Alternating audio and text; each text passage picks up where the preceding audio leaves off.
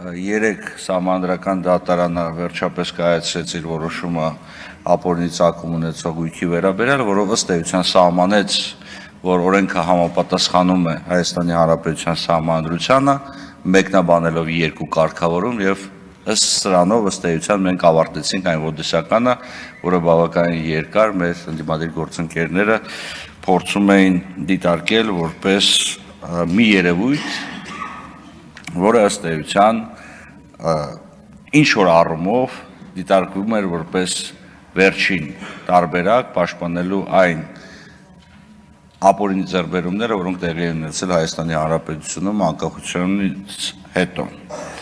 Ես ուզում եմ այդուհանդերձ անդրադառնալ կառավարության ծրագրին եւ կառավարության ծրագրի կատարողականը, որովհետեւ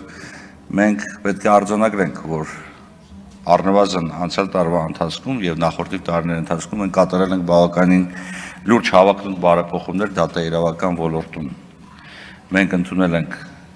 նոր քրեական օրենսգիր, նոր քրեական դատավարության օրենսգիր, նոր քրեակատարողական օրենսգիր, կատարողական վարույթի մասին օրենք, ինստիտուցիոնալ առումով մենք ձևավորել ենք նոր կառույցներ, ձևավորվել է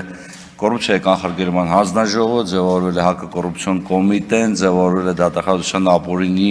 ծագում ունեցող գույքով զբաղվող համապատասխան ստորաբաժանում եւ այս բարեփոխումները շարունակաբար գնում են առաջ։ Ինչ է մեզ անդրադառնում այս խնդիրներին, այս զարգացումներին, որովհետև այդ բարեփոխումները սովորաբար միջին-վիճակագրական ժողովրդավարական երկրում տևում են տասնյակ տարիներ։ Մենք դա կարողացել ենք անել մի քանի տարիների ընթացքում։ Եթե հաջողվի այս գումարման ընթացքում ընդունել նաև վարչական իրավախախտումների վերաբերյալ նոր օրենսգիր, ապա մենք կարող ենք ասել, մենք ամբողջությամբ թարմացված այսպես կոչված երկրորդային օրենսդրության բլոկ ունենք։ Այսինքն խոսքը պատասխանատվություն նախատեսող օրենսդրության մասին է։ Բայց մենք չենք կարող չանդրադառնալ նաև այն ժողովրդավարական զարգացումները, որոնք տեղի ունեցել Հայաստանի Հանրապետությունում, մենք չպետք է մոռանանք, որ էական եւ լուրջ փոփոխություններ են կատարել կուսակցությունների մասին օրենքում, ընտրական օրենսգրքում եւ այդ փոփոխությունները ըստ էության ուղղված են առավել ժողովրդավարական եւ առավել թափանցիկ ընտրական համակարգ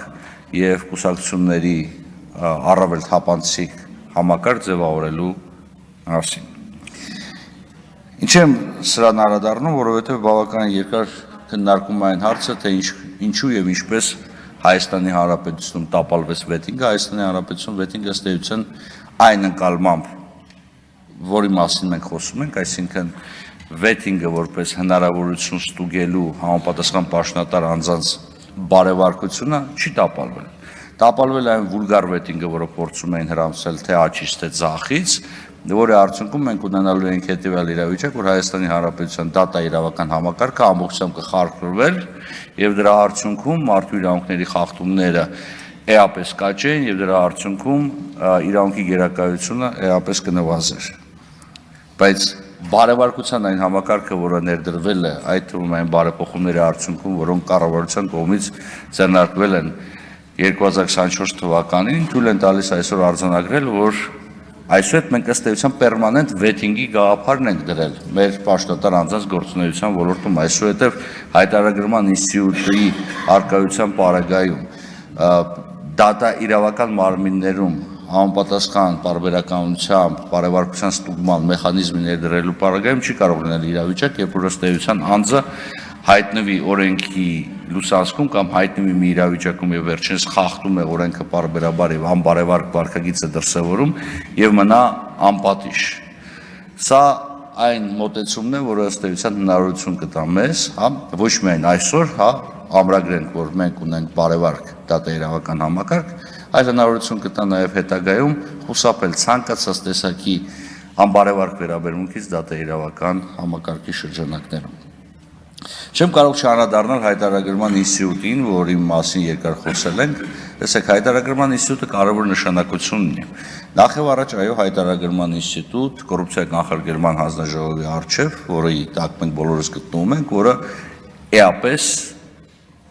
կարող է ազդել պաշտոնատար անձանց բարեվարկության վրա։ Այո, պաշտոնատար անձի ամբողջ գործունեությունը պետք է լինի թափանցիկ, պաշտոնատար անձի ֆինանսական գործունեությունը ևս պետք է լինի թափանցիկ, եւ մենք պետք է կարողանանք այն տրամաբանությամբ առաջնորդվել, որ չի լինելու մի իրավիճակ, երբ պաշտոնատար անձը կարողանա որևիցե մեկ լումա ապօրինաբար ձեռք բերել։ Դրայից զուգահեռ չեմ կարող չանդրադառնամ նաև ընդհանուր հայտարարման ինստիտուտին, որը չգիտես ինչի այնպիսի սվիներով է ընդունում մեր ընդդիմադիր գործընկերների կողմից, կարծես թե որևիցե երկրում նման համակարգ չկա, եւ մենք առաջինն ենք, որը փորձում ենք ներդնենք այս համակարգը, որը ամբողջությամբ հակաժողովրդավարական է եւ այլն։ Երեք իմ հարգելի գործընկերը ընդդիմությունից բարձրացեց հարց ասելով, որ տեսեք Ժորժ ջան, ձեզ սրանով ենթարկելու են պատասխանատվությանը, դուք քրեական պատասխանատվության են ենթարկելու։ Ժորժ նախ նորմալ է, որ անձը, ով խուսափում է հարկերը վճարելուց, պետք է ենթարկվի պատասխանատվության։ Այլ հարցը հետո դուք բարձրացնում եք պատասխանատվության չափի, աստիճանի, բնույթի հարցը։ Այստեղ կարող ենք համաձայնվել, բայց դեք վերցնել մի քրեական օրենսգրքից մի հոդված, որը երբևիցե չի կիրառվել ընդհանուր հայտարարման շրջանակներում, ասել, այս հոդվածով ձեզ էս է ենթարկվելու են պատասխանատվության, այն պարագայում, երբ որ այդ հոդվածում հստակ գրված է, որ խոսքը վերաբերում է հանրային ծառայության մասին օրենքով նախատեսված հայտարարման պարտականություն ունեցող սուբյեկտների մասին, ասել սրանով ձեզ էս է պատասխանատվության են ենթարկելու։ Սա իմ կարծիքով մանիպուլյատիվ դատողություն է։ Թեև ես էլի մնում եմ այն համոզման, որ անձը, ցանկացած անձ, որը խուսափում է հարկեր վճարելուց, պետք է ենթարկվի պատասխանատվության։ Եվ այստեղ մոտեցումը չեմ հասկանում մեր ընդդիմադիր գործընկերների։ Տեսեք, կարելի է ասել, գիտեք, մենք փորձում ենք առավել ժողովրդավարական կամ առավել մարդկային երեսով հայտարարման համակարգ ունենալ, դրա համար այս դրույթները պետք է կարգավորել, բայց ոչ թե մերժել ամբողջ հայտարարման համակարգը որպես այդպեսին։ Եվ ի վերջո հայտարարումից է կախված հարկերի հավաքում, հարկերի հավաքագրումից է կախված պետական ծառայողների աշխատավարձը, ճանապարհաշինությունը եւ այլն։ Բավականին երկար եւ բավականին իմ կարծիքով ոչ արդար եղանակով անդրադարձ է կատարում հայոց ցեղասպանության հետ կապված հարցերին, մեր ընդդիմադիր գործընկերների կողմից կրկին։ Մի հարց տամ, էլի, ես չգիտեմ, ոնց դուք, ես 2002-2004 թվականին եղել եմ հայոց ցեղասպանության Թանգարան ինստիտուտի ասպիրանտ։ Էլ չեմ ասում, որ այն ժամանակ է, որ դուք ասում եք, այ մենք պայքարում ենք հայոց ցեղասպանության ճանաչման մասին։ Էլ չեմ ասում, որ այն ժամանակ ասպիրանտի աշխատավարձը կամ կրթաթոշակը կազմել 13000 դրամ։ Միջին աշխատակցի աշխատավարձը 34000 դրամ էր։ Սենց ենք պայքարում հայոց ցեղասպանության ճանաչման եւ դատապարտման համար։ Կամ լավ, երբ որ խոսում եք հայոց ցեղասպանության դատապարտման մասին, որ ասես շատ պաթետիկ ելույթներ եք ունենում։ Ժորժ ջան, մի հատ վերադարձեք Ռաֆայել Լեմկինի հիշատակին եւ հիշեք, որ դուք դեմ եք քվեարկել ցեղասպանության դեմ պայքարին ուղղված ամենակարևոր ժամանակակից գործիքին։ Միջազգային քրեական դատարանի կանոնադրությանը դուք դեմ եք քվեարկել։ Այն փաստաթղթին, որի մասին Ռաֆայել Լեմկինը ասում էր, որ մեզ այսպես դատարան է պետք,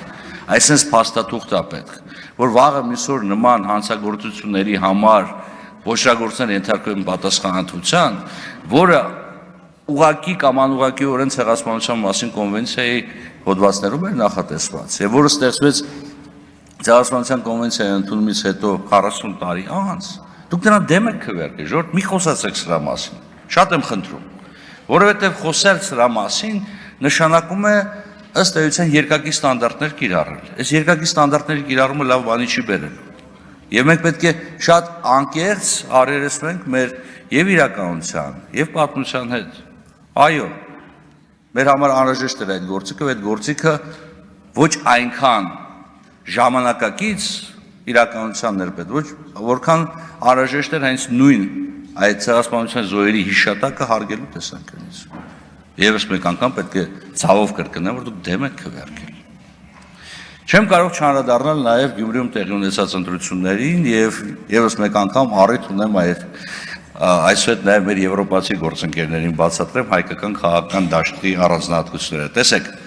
որևիցե ժողովրդավարական զարգացած երկրում արևմուտքում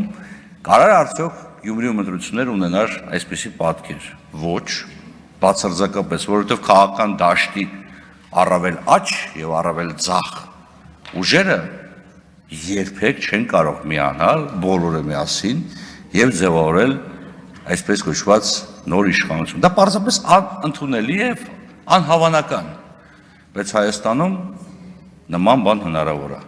Մենք կարող ենք ունենալ ծայրահեղ լիբերալ քաղաքական գործիչներ, նույնիսկ ասենց ասեմ պրոեվրոպական օրիենտացիա ունեցող քաղաքական գործիչներ, որոնք չգիտես ինչի ավարտում են, որ չգիտես ինչի